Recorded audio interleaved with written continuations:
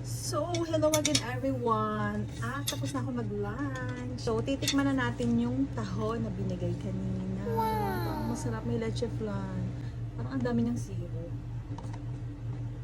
Pero yung buo kasi siya, hindi siya gumagalaw. So, open muna natin.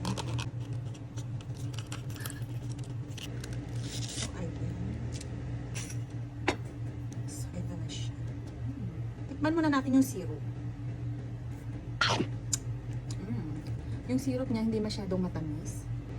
Yung tipong papaganon ka. Hindi masyado.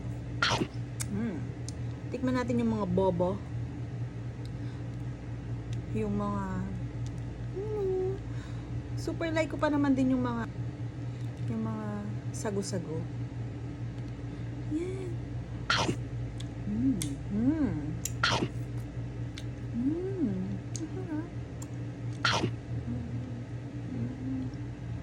Na, sabi ko hindi ako kakain ng matamis ngayon. Kaso may nagbibigay. So, ano gagawin natin? Pag may nagbigay, tatanggihan or ibibigay mo sa iba. Pwede tikman muna tapos ibigay ko sa'yo pag di ko naubos. Ganon. So, ito, natikman na natin yung pinaka-ano niya. Yung pinaka-taho.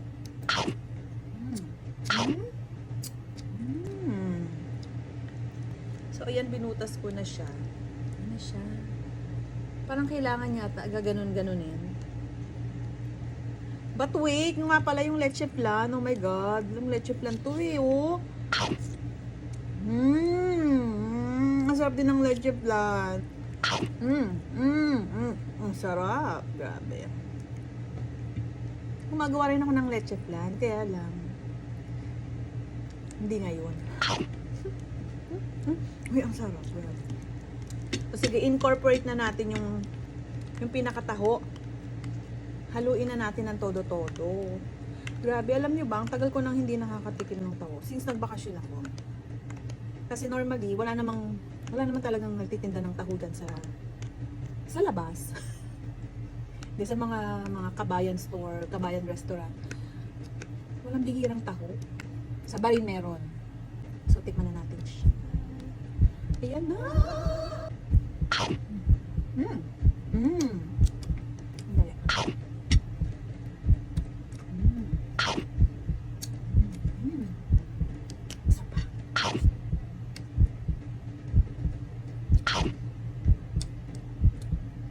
Lasang taho nga siya.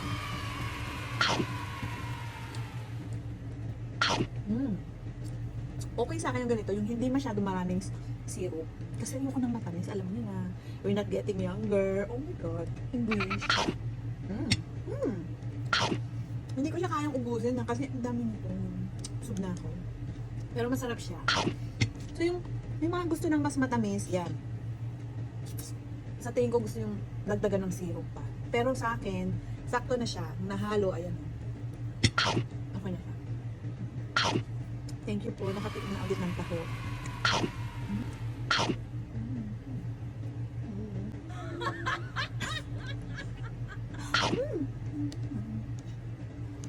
Favorite ko yung mga yung mga sago-sago, mga baba.